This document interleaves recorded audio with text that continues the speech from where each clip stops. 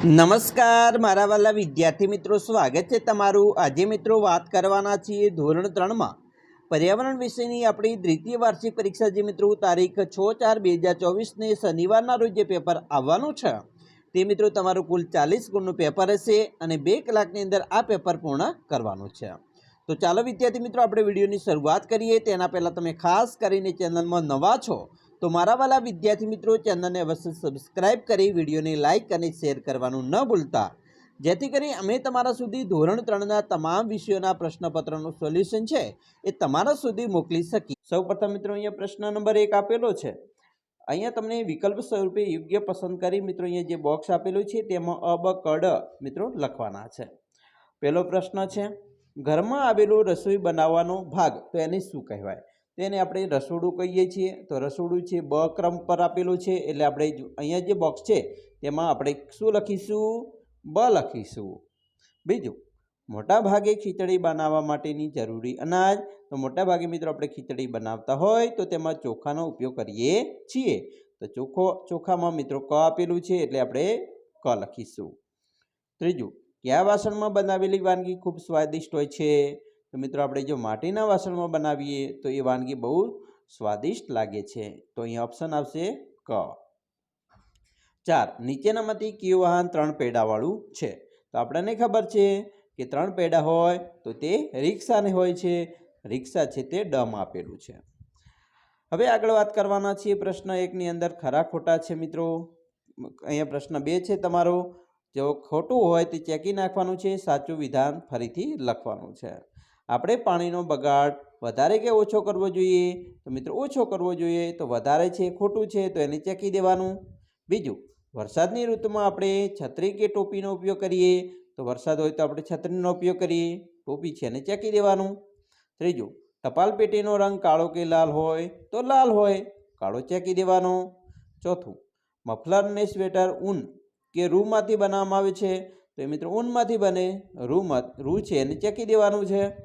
5, પોપટને લીંબુ કે મરચું બહુ ભાવે? તો મરચું બહુ ભાવે, લીંબુને આપણે ચેકી દઈશું અને આવી રીતે ફરીથી વાક્ય લખીશું। પ્રશ્ન 3, માગ્યા મુજબ મિત્રો વર્ગીકરણ કરવાનું છે। લાંબી ચાંચવાળા પક્ષી અને ટૂંકી ચાંચવાળા તો બગલો લકડ ખોદો એની લાંબી ચાંચ હોય, ચકલી ઘુવડ અને કાબરને ટૂંકી ચાંચ હોય। પ્રશ્ન 4માં યોગ્ય જોડકા જોડવાના છે। અહીંયા મિત્રો તમે જોશો કે પહેલો પ્રશ્ન છે એની અંદર પહેલો કરોળિયો છે, તો કરોળિયો શું બાંધે છે? જાળું, તો આપણે અહીંયા જાળા ઉપર જોડકું જોડીશું, 3 નંબર છે।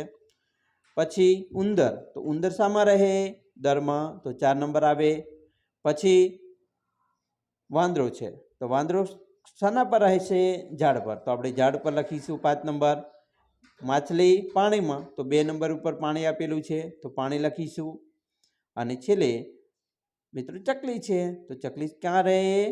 તો તમે કહેશો માળામાં, તો આપણે માળો લખીશું 1 નંબર, બરાબર? આવી રીતે તમારા જવાબ લખવાના છે। પ્રશ્ન 5ની અંદર કૌંસમાંથી યોગ્ય વિકલ્પ પસંદ કરી ખલિયા પૂર્ણ કરવાની છે। પહેલો છે, કઢી બનાવવા માટે ખલિયા જરૂરી છે? દૂધ કે છાશ?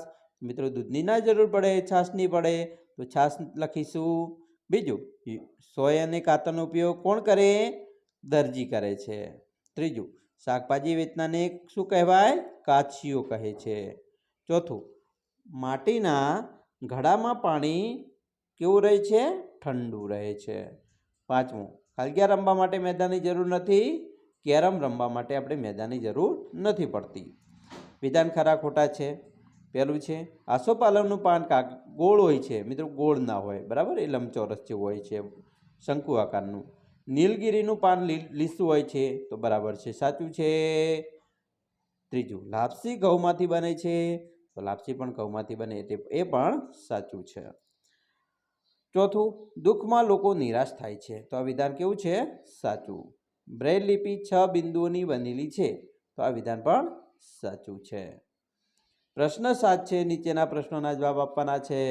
પાણીના 2 ઉપયોગ લખો। તો મિત્રો વાસણ ધોવા માટે, નહાવા અને બ્રશ કરવા માટે। બીજું પણ લખી શકાય। બીજું, તમે જાણતા હોય તેવી 4 ઔષધિઓ, ઔષધિ વનસ્પતિના નામ? તુલસી, લીમડો, હરડે, અરડુસી, એના સિવાય પણ મિત્રો બીજું પણ લખી શકાય।